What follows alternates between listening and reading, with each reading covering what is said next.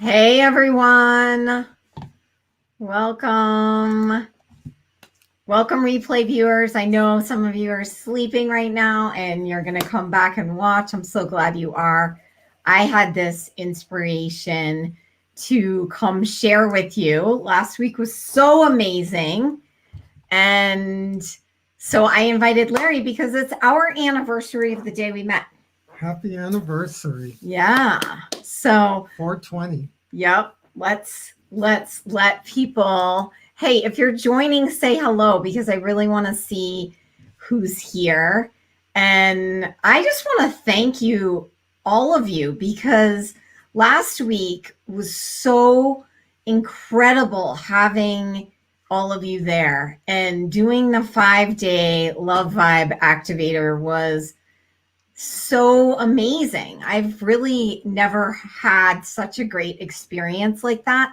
And I'm just so grateful because what makes it amazing is your interaction and everything that I want to share with you here. Yay, Valerie's here. Oh my God, that's so cool. Hey, Mandy. Hey, somebody who says groovy. Hi. So I just wanted to just say thank you because this community is really about, learning the consciousness of relationship. And oh, yay, Deborah's here. Oh my gosh, so great. Oh, wow, you're on a beach. Oh, that sounds so good. I was just saying I really want to be on a beach. So this is really way more than dating camp, even though I called it that. This is really about, creating the kind of relationship that really works for you. Yay. So, hey, Casey. So this time that we get to spend together, and tonight I'm really wanting to share with you all our actual journey, like what was going on for Larry, so that you can get a male perspective of this. And it's helpful, I believe, to have that information, because I know as women we can go into these stories about what men are, what men aren't, what dating is, what it isn't, and all of the things that we tried to explode last week, so that we can have the space to actually consciously create a relationship that works for who we are. And that's a really different ask. And many times I hear people, and recently I heard a story of someone saying, oh, well, I broke up with this person because, they weren't spending enough time with me. And yet I could really sense how much caring there was, and kindness and appreciation of each other. But sometimes it can be easy to get sucked into what's kind of right and wrong in this world, and then not really be present with, okay, well, what's actually going to be fun for me? What actually works for me? I had a client who had an amazing relationship, or has a really amazing relationship, and they live in two totally different states. And they're both professionals. They both really like their community and their area, and they love spending time together. So they make that work for them. So anyway, I just want to blow up all of the definitions that we may have that keep us from dating the way that's going to work for us, and actually paying attention to our own rhythms and desires. So for so many of you who were part of the 5-day last week, I am inviting you, especially if you were a 5 for 5er, there were so many of you, to join me in continuing this process where we can go deeper in the love incubator.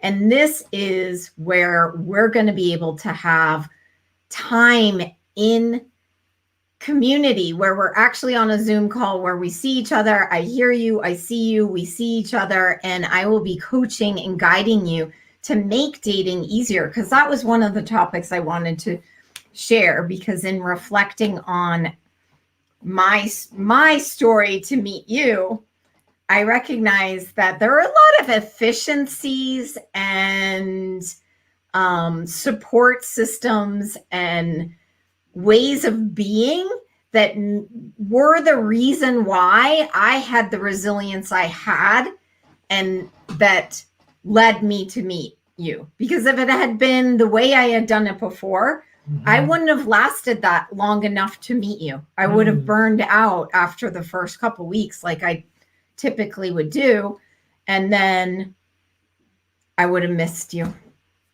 Like that. Yep. Yeah. Hey, Sonia. Yay. Okay. So I am inviting you to join us in the Love Incubator. And I actually created the website, theloveincubator.club. So www.theloveincubator.club. You can go there and you can sign up. So yeah, happy anniversary. Happy anniversary. I can't believe 10 years. It's 10 years. So this is a biggie. Amazing. Hey, Linda. Yeah, this is one of those big ones. And every year I am most grateful. I mean, I know we have a wedding anniversary. I know we have an engagement anniversary, probably, although I don't even know the date of that. And I know that we have, what else do we have? That's it. This is the most important. Moving into our co-owned house together anniversary. I know, but I don't know the date of that. I mean, this one I would say is the most significant, because I feel like this was that moment. So for those of you listening, one of the most powerful concepts that I want to share with you, which I didn't share in the 5-day, is that it just takes that one moment, but it's a bunch of moments that work up to a moment. So it's like the moment you chose to do the 5-day, the moment you show up for every class, the moment you're here and hearing something that may just inspire you or change your point of view about something, the moment you meet someone new. And I will say that all of the people that I met even before you gave me great information to lead me to you. So it's one moment. So I remember this day 10 years ago, it was in the morning, because you wrote me in the morning, but I was at my desk. I was in my cubicle. I was a business analyst at that time, working for a bank, and in my cubicle, and I did have an iPhone at that time, and I got my match messages, and I got the one from you, and I saw your pictures, and you said you had me at soup, and you wrote some other things that were really interesting things. So there was definitely a conscious engagement. You acknowledged me. I really felt seen by your message. Nice. And then I remember running over to my friend Linda's cubicle. There's a couple Lindas in the group. Hey, Linda. But I ran over to my friend Linda's cubicle, and it was like, oh my goodness, I finally have a 5-star candidate. And when I said 5-star candidate, that actually meant something to me, because part of my efficiency practice, so that I wasn't getting off course and going on that emotional roller coaster of, oh my God, the guy with the chocolate syrup on his chest taking a selfie in the bathroom. Oh my God, this. Oh my God, I didn't do any of that. I was just like, okay, I only pay attention to the ones that I'm interested in. And then I use the 5-star system. Did you have any sort of qualifying system when you were doing your online? I didn't really have I wasn't that organized with like a list, like in my head I had non-negotiables, Mm-hmm. like no smoking, or I didn't want someone that was super religious. They had to like animals. Yeah. I had a few things. Yep. I wasn't as organized with it though. Okay. Yeah. But you knew what you wanted. I knew what I want, and interestingly, it was very different than what I thought I wanted when I with my first marriage. Okay, so tell us more about that. Well, interestingly, in my first marriage, my ex and I just met through friends. Mm-hmm. What you say people call, oh, I want to meet someone organically. Yep. So we met organically. Well, At, organically for what, 1990? yeah, it wasn't online, it was through friends. Mm-hmm. Her friend was my dog sitter, Mm-hmm. and we just started hanging out. Mm-hmm. And so there wasn't any consciousness about it. Her personality and my personality just slowly came out. All the information, like now online, you can really cut to the chase a Yep. lot. So none of that was there. So it just sort of happened. And once I got divorced, I sort of didn't know what I wanted. I just kind of was like so enmeshed that Saturday night came around and I was like, oh shit, I don't have any plans. I didn't even call anyone, which is what my ex, she was always wanting to go out. Okay. And then I thought, oh wait, I don't even want to go out. That's not even who am I? What do I like to do? Yeah, that's a really good point that you were able to start seeing some of what really actually lights you up. And then I started doing art, which I've always felt like I was creative, but I never actually sat down and said, I'm going to do art. Mm-hmm. And I started staying home instead of going out and doing art. Yeah. And then I thought, oh, I think I really need someone that's creative, that's artistic. I'm realizing that really is a part of my truth. Yeah. Well, I'm curious for anyone listening, whether you're watching the replay or not, just how many of you have had that experience where you've had a relationship and part of what that did was kind of reveal more of what you wanted. And in your case, I kind of love how you're saying that once that relationship was over, you could start seeing where some of the things that were habitual parts of the relationship that you thought were you weren't even actually you. It was you kind of acquiescing to Absolutely. the relationship to make it work. And then you didn't really have you. Right, right. And I remember when I got divorced, that kind of dark night of the soul kind of thing. And I turned to meditation and Buddhism. And the more I got into that, the more I was thinking, I actually want someone that does this too. Mm-hmm. This also, aside from creativity and art, is now realizing, in my 40s, this is a big thing for me. Mm-hmm.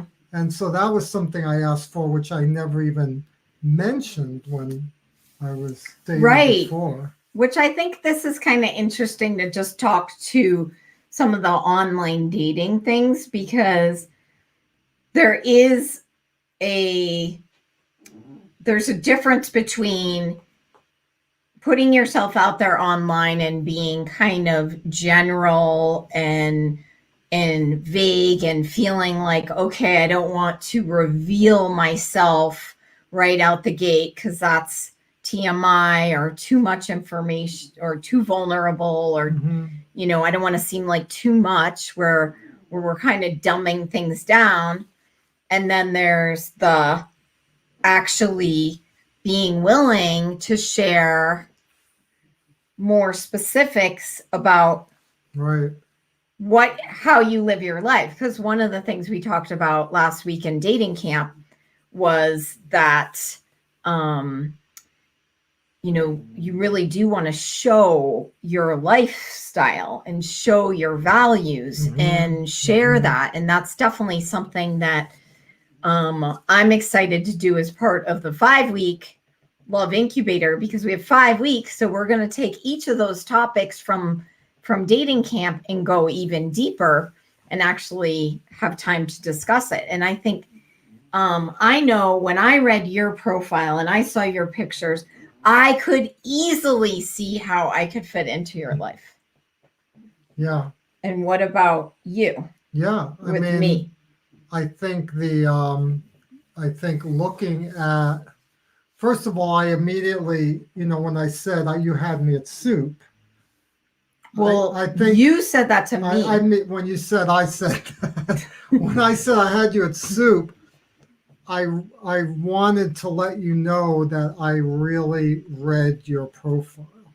Yes. I really wanted you to know that I wasn't just, the face or whatever. Yeah. Okay, people, listen to this. So this is a person, this is a man saying how, there is a consciousness of like acknowledging, I read your profile. And that's one of the things, I don't even remember half the things I shared last week, but I'm guessing at some point I said, yeah, I shared the ACT method where you want to acknowledge and connect yourself with that person. And you did that really well with me because I felt seen and acknowledged.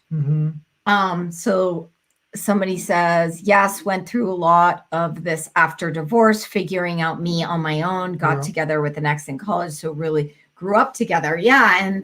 And how much we evolve. So the other thing that I like to remind people, certainly midlife like this, 40, 50, 60 and up, that we're totally different persons. So anywhere where you may be looking ahead to your next relationship and having a lot of fear about, I don't want to make those same mistakes again. I don't want to get a bad one again. Well, one, you do want to learn how to kind of connect with yourself and really be in tune and know how to get to know someone and have those skills. But the other thing is, as a being, you're not the same person you were in college. You're not the same person you were even 3 weeks ago. So how much are you willing to actually acknowledge your own growth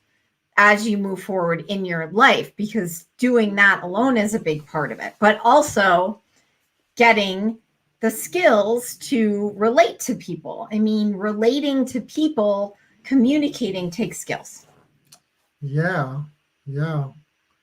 It was, when I read your profile, it was like I was at work too. It was like urgent.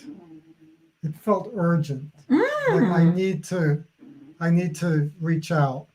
It was creativity and art. It was dogs. It was spiritual practice, yoga, soup. Everything you were listing, I was like, oh my God. It was like this total sense of urgency.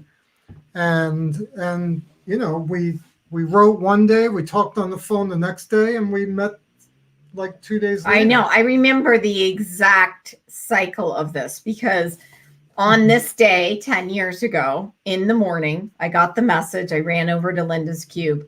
I'm like, yay. And then came back and probably wrote you. And I think we wrote even during the day that I'm sure we did. Yeah.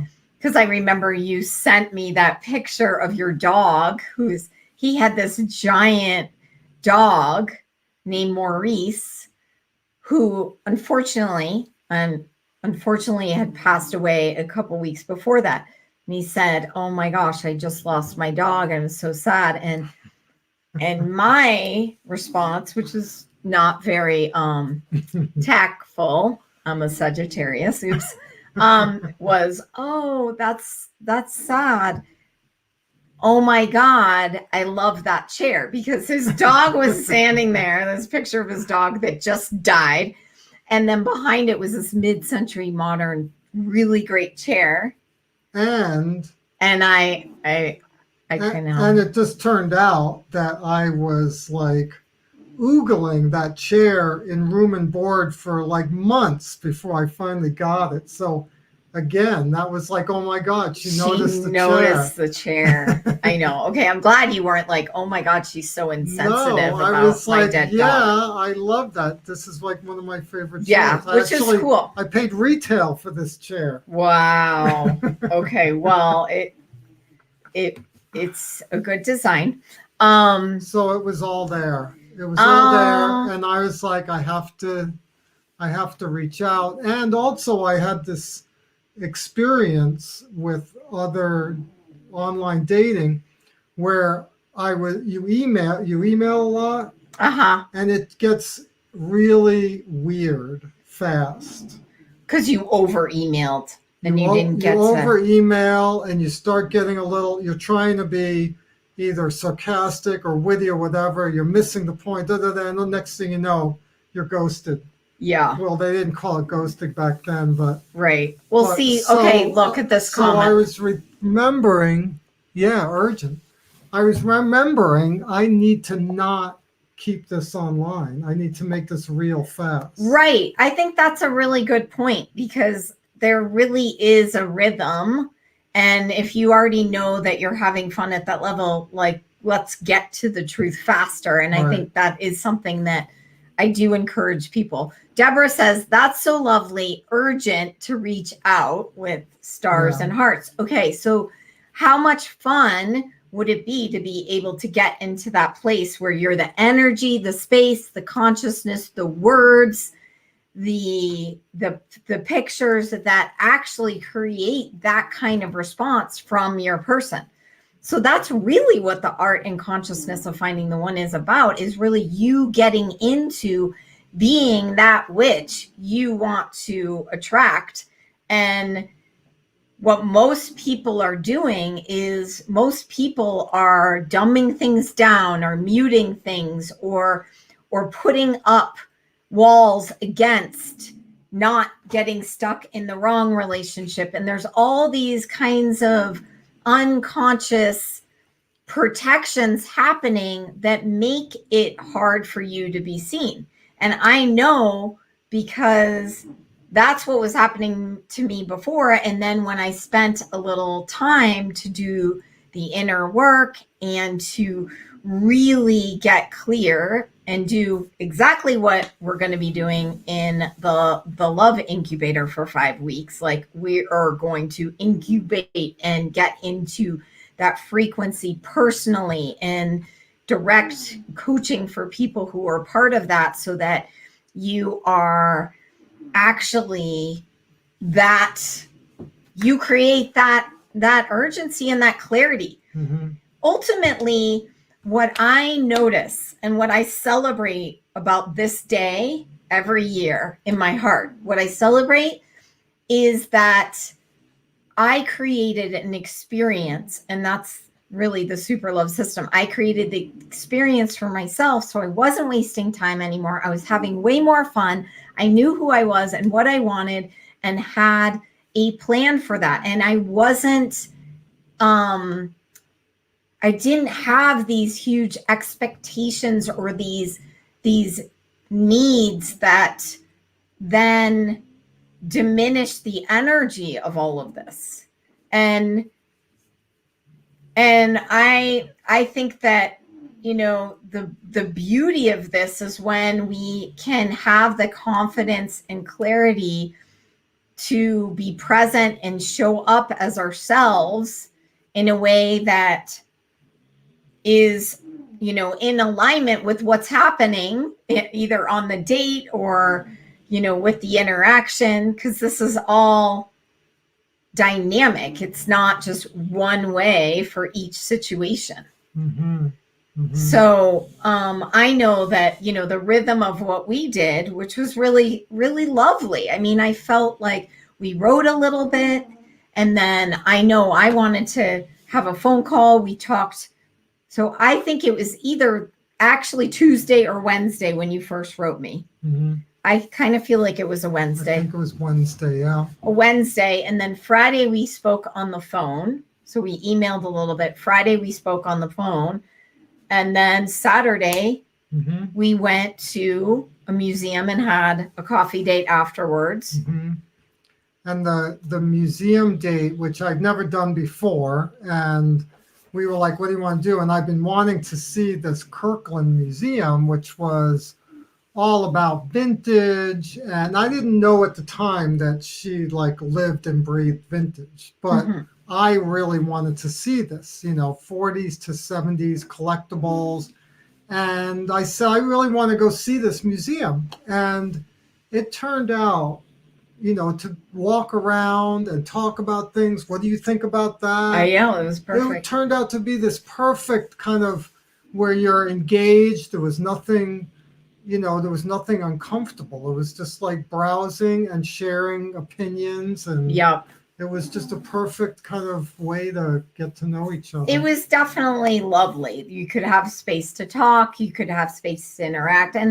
And what I love about that is even so in the process that I'm describing, that's something that I recommend people to do today. I mean, even though people are coming out into the world, more things are opening up, there's still, some level of, learning safety happening. I mean, understanding, what is going to be comfortable for people, vaccination, no vaccination, whatever it is. It's not really a conversation about that, but being able to get to the truth faster on those things because Mm-hmm. that is needed so that people feel comfortable with each other. So you got to Mm-hmm. talk about that stuff. But I always recommended, even before the pandemic, to write a little bit, have a call so you can hear their voice, and then at that point you can decide if you want to see each other. And then even that, I think for me, I wanted to have something that was kind of time boxed. So going to a museum, walking around the museum and having coffee after, I knew that that wasn't a whole evening of Mm-hmm. dinner and drinks or anything Right. like that, that it was something that was contained to an afternoon right after you had to go back and feed your dog. And Mm-hmm. that was perfect. It gave me time to be present with you and know, okay, Yeah. yeah, I'd like And to go out again. and I had a gift for you. So Yes, which was really great. You gave me a really cool t-shirt. I gave her a T-shirt from my chiropractic office that says Larry's Crack House. Larry's Crack House And t-shirt. so, They're really collectible. so that was also kind of a test. Like, okay, is she going to laugh at this? Is she going to get my humor? And how vulnerable is that? Because that was actually one of the other points I wanted to bring to this conversation. I also want you to share your point of view as a man about online dating and what you liked and what you didn't Ah, like. So I want you to share that after. But one of the things that I remember feeling was like, oh, I really want to say, I remember wanting to say to you, wow, I had so much fun with you. This was such a great date. And I said those things. mm-hmm, And I'm pretty sure um probably okay, so it went, you wrote me on Wednesday, Friday we had a phone call, Saturday we had a date, and then the next, I think maybe Thursday, you took me to dinner in Boulder. right. And that was the Pleasantville date. If you've ever seen me write about the Pleasantville date, ask me, I can share that with you. So the Pleasantville date, but and then what? Okay, so then then soon after that, I remember I found a really amazing gift for you. Oh, thank you for being here, Deborah. So good to. Oh, thank you. Happy anniversary. Thanks for being here. Yeah. So anyway, I remember finding a really kitschy plate of New York City the Mhm. world's, what is that called? The World's Fair. The World's Fair. Yeah, It's just, which you didn't know, but I lived across the street from that. I might have known Did that. you? I might have known It that was the 1963 World's Fair in New York, and he grew up in 64. New York. So that was really fun. And I remember hesitating about giving you that because I was thinking, oh, well, if I give you that, then it's going to look like I really like you. And what if you don't like it? And I had all of these fears about it. But then I paused and I said, you know, WWMD. What would Macy do? If this was a friend, if this was someone I cared about, which I did, I mean, even though I didn't know you that long, I still liked you. What would I do? And I would buy the gift and give the gift. And that's what I would do. So I'm glad I did that. I mean, the thing is, even if you had dumped me the next day, that's how I do things. So I've had plenty of people that I've dated and given them gifts, and then it ended, and I sort of felt a little grumbly, like, oh, why did I give them something? But at the same time, what I really realized in this last round of dating was that I want to do the things. I want to say the things. I want to be me, not coming from a place of, I need you to give me this or I'm not going to be okay. I need you to validate me or I'm not going to be okay. But just from the place of what's fun for me. Yeah. Yeah. It worked. So, It yeah. worked. Yep. I love that plate. And then you gave me that pillow that you made. Oh yeah, I made you a log pillow Yeah. out of wood grain fabric. I feel like I might have already known that I wanted to marry you when I got that pillow. Wow. I might have to go get it and show and tell. Do we have that? Yeah, it's Close right in by? my office. Since I broke the plate by accident moving things. Oops. Yeah, so let's talk about, will you give this community some insights on what it's like to be online dating as a man? Mm-hmm.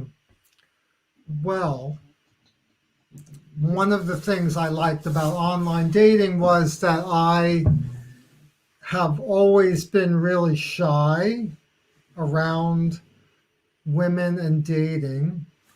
And I would never be the guy that would like hit on someone in a bar or pick up on, never picked anyone up. Always kind of too shy for that. So I did like the online dating, the platform thing. I think it gave me a chance to be more brave. Okay. And it gave me a chance to be more myself because I didn't have the nerves or anything like that. So that was a positive. A negative was height. When I was looking and I go down the list and I go, oh, she looks good. Oh, she's a match. Oh, she's pretty. Or oh, she's a yogi. I could totally see being with a yogi. Every single one of them is like 5'10" or above, or must be over 5'11". Just like, it's like I need a doctor, I need the list, like 12 different musts, and he must be over 5'10". And I would get kind of pissed at that. And sometimes I would I'd contact them anyway. Just like screw it. I'm gonna do that. I'm gonna reach out to them. But I thought that was really like to just discount so many potential guys based on height, And granted, most of the women I had dated were my height or less. So that was, I was already sort of used to that. But to actually see it there, see women that were cutting out the possibilities of that were that was a little bit kind of demoralizing. What else about the online dating? I mean, one of the things that I think women hear or feel a lot is that they can't initiate conversations. Right. So that was the opposite for me. I would have loved to have women, which is the site now where women, right? Well, Bumble. Bumble. Yeah. Bumble is one where women initiate. I would have been all over Bumble if Yeah. that was around, because I would have loved it if I met a woman that kind of initiated. That's just sort of was my personality. Again, just kind of being shy. Um, so yeah, Okay, this is interesting. So Sonia, she's 6'2", yeah. basketball coach, yay, and put um that as a first line on my profile. I do not put that a man must be a certain height. I've had men as short as 5'5" say hello to me. That's so cute. You never know. Yeah. You never know. And that's the thing. It's like you get to have your preferences. This isn't about that, but I think it is helpful to hear that men also have sort of fears and insecurities around, oh, no one's going to like me if I say that, or Mhm. I don't want to be rejected, and to also recognize that I know as women there are a lot of messages that can come in on some of these sites. Yeah. And did you feel like you got a lot of messages from women? Not really, not that many. Yeah. Yeah. So I think it is different. I It think was that definitely me reaching because out. men feel pressure to reach out, that then they may be doing, I know so many people get frustrated. A lot of women get frustrated when it's just like a hi or a wink, wink, wink, and not actually engaging. I think Right. part of why that happens is because men probably get discouraged too about reaching out and not getting responses. So I like to tell people to let your heart and your curiosity and wonder lead in the process, so that you're actually telling the universe, at minimum you're telling the universe that you're serious about this, and you're telling your body and your being, you're saying, yes, this is the kind of thing I want. Or you see something in someone and you're basically making a declaration by engaging, by saying, yes, I want more of this. This is something I'd like to have. And I think that's a really powerful message. Yeah. I think I also had the belief, because I had been on coffee scoot over. dates, because I'd been on coffee Camera's right dates there. That didn't work out. And, there were nice people, just not my people. I had this sense that that I wanted to meet someone in Boulder, in the town I was in at the time. That Denver was a long distance thing, and I don't want to, number one, go all the way to Denver for a 5-minute failed coffee date. And number two, I didn't want to connect with someone that I would then have to be commuting down I-36 Right. and Which dealing with is, traffic. let's just tell people, because people are all over, like it's really what, 40 minutes? Yeah, 40 minutes. But, Yeah. you're busy, you're working. Well, yeah. So it's easy to get into a story about that. Yeah. So my profile was going to expire. My subscription was going to expire in 2 weeks. And I thought, okay, I'm going to let it expire because I'm striking out. I'm going to just expand to Denver and just check it out. And the second I did, that was the morning where I went from 5-mile radius to 30-mile radius that you popped up.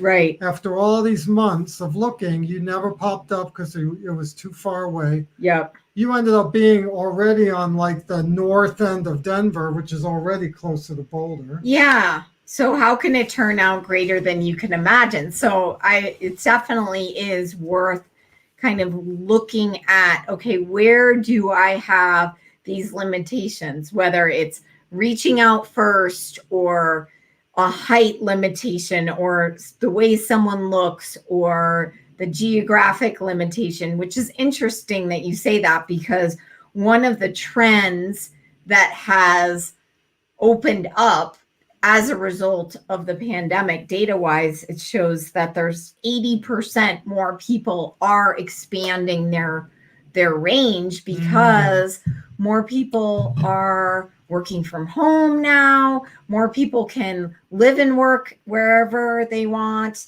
And more people are actually prioritizing having the connection over, does it have to be in the same 10-mile radius? Yeah, that's cool. Yeah, so that was a big deal. That's a big deal. I mean, the data is amazing about online stuff. So I think that obviously it worked for us, and it was something that I had done for a long time. How long had you been doing online stuff?